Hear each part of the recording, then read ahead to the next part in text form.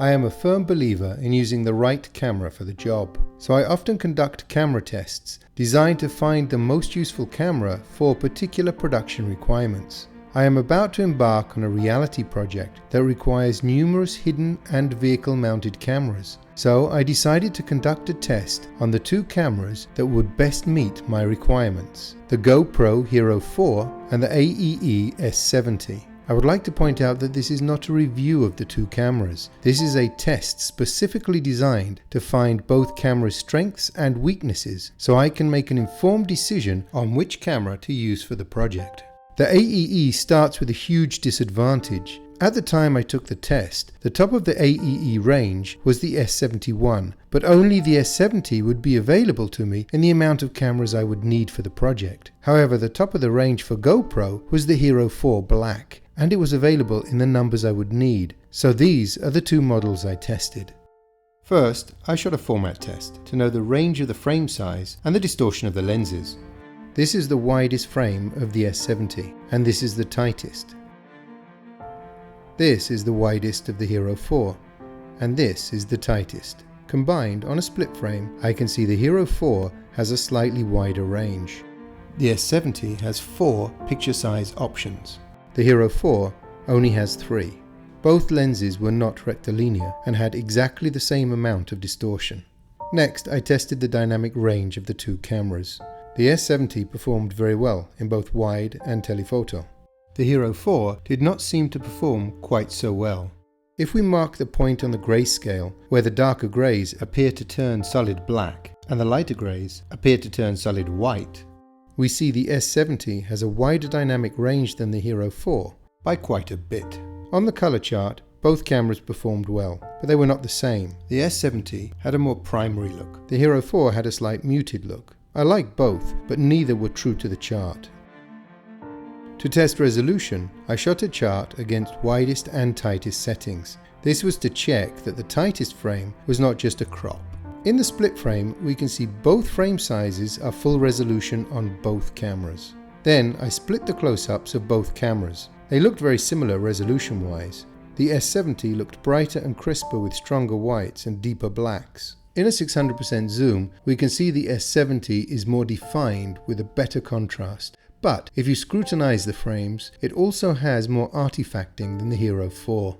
This is a low light test. We turned off the lights to see how well the camera is exposed, and how long it took for the cameras to compensate. Both performed well. The S70 had a slightly better exposure, and we could differentiate the background shadows better. This would be because it has a wider dynamic range. Its automatic exposure also compensated faster than the Hero 4. Then we cut almost all the light to see if they had light amplification. They both did and performed better than I expected. The Hero 4 had slightly better exposure and contrast in extreme low light. Next, we did a scan test to see how fast each camera scanned and the resulting jello effect. I felt the S70 scanned quite slowly, resulting in a noticeable jello effect. I repeated the test in low light to see the effect of a slower shutter. The jello effect was lost slightly to the motion blur. Next, the Hero 4. Unfortunately, during this test, I came across an unexpected limitation. The S70 runs well on any micro SD card above Class 6. So to be safe, I used a Class 10 card for both cameras, but the Hero 4 had a hard time in frame dropping in fast movement. In fact, it was unable to finish this test effectively. Even at 1080, the Hero required a faster card.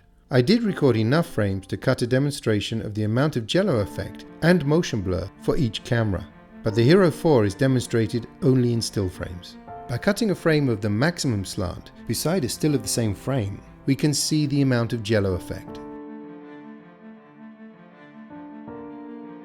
This is the angle of the Hero 4. This is the angle of the S70. The Hero 4 has a slightly faster scan, resulting in less jello effect. If we look at the motion blur on this chart, we see the arrows on the F70 at the top of the frame are still relatively clear. If we look at the Hero 4 at the bottom of the frame, the points of the arrows are so unclear they have become strips. This indicates that the S70 has a faster shutter speed than the Hero 4 when shooting with the same amount of light. Finally, the aesthetic test. The same shot with exactly the same lighting, both given a simple grade. Side by side, the difference in their color space becomes very apparent. As the technical tests showed, the S70 is a sharper picture with a wider dynamic range. If we zoom in 600%, it becomes apparent. Detail remains even through the MP4 compression. The Hero 4 went quite muddy at 600% zoom. However, clarity does not always make for the best image.